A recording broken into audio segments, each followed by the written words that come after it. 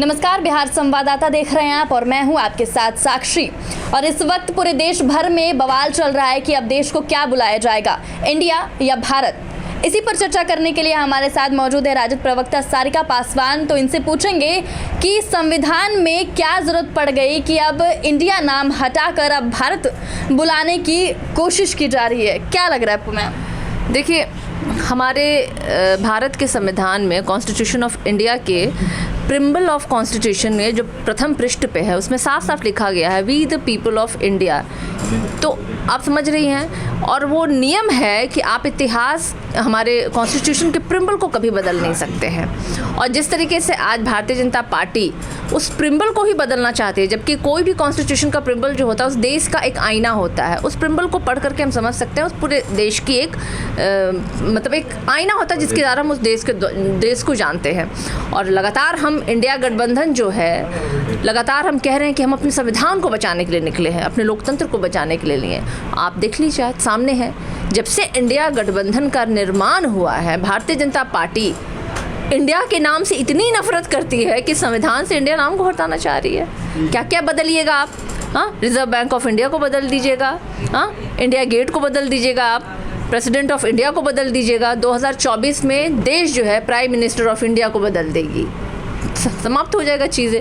ये जो इंडिया नाम रखा गया है, तो ये एनडीए सरकार लगातार कह रही है कि जब अंग्रेज आए थे तब उन्होंने इंडिया नाम रखा था, नहीं तो पहले से जो है देश का नाम भारत ही था।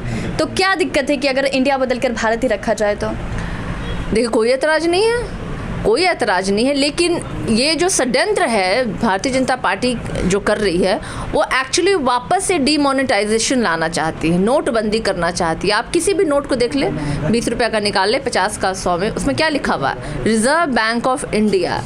यानी कि आप एक एक नोट को पुनः बंदी करेंगे, आप वहाँ भी बदलाव करेंगे, है ना?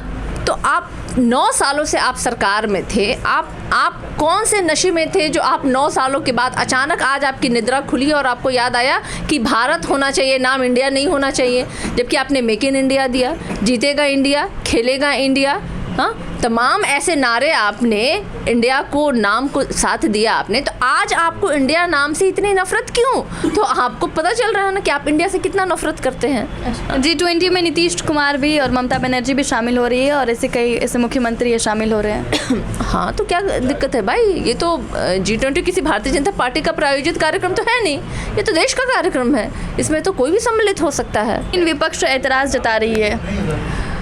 देखिए, कौन विपक्ष ऐतराज़ जता रही है? जो इंडिया गठबंधन में कुछ विपक्ष हैं वो ऐतराज़ जता रहे इस चीज़ से। अब किस बात से ऐतराज़ जता रहे हैं मुझे इसकी जानकारी नहीं, लेकिन मुझे लगता है कि ये तो कोई बीजेपी का प्रायोजित कार्यक्रम है नहीं, देश का कार्यक्रम है। अच्छा, क्या लग रहा है G20 में मतलब इतने रुपए खर्च किए गए, क्या लगता है इतने अगर हमारे इंडिया पे खर्च किया जाता तो कुछ लाभ मिल सकता था? देखिए, बहुत कुव्यवस्था है। भारतीय जनता पार्टी कम से कम हर स्टेट में भारतीय जनता पार्टी के आप कार्यालयों को देख लीजिए, जिस हिसाब से उन लोगों ने अपने कार्यालयों को बनवाने में पैसे खर्च किए हैं। अगर वो मेडिकल कॉलेज और स्कूलों को बनवाने में खर्चा किए होते, अगर वो स्कूल और मेडिकल कॉलेज बनवाने के लिए अगर वो फंड जारी होता, तो मुझे लगता है कि आज व्यवस्था कुछ और होती। लेकिन भारतीय जनता पार्टी तो देखिए पब्लिक डोमेन में है, लाखों अरबों रुपए की, जो जिस तरीके से अडानी, अंबानी और नीरव मोदी के आप सबके जानकारी में है कि किस तरीके से काला धन वापस लाने के नाम पे इन लोगों ने वोट लिया और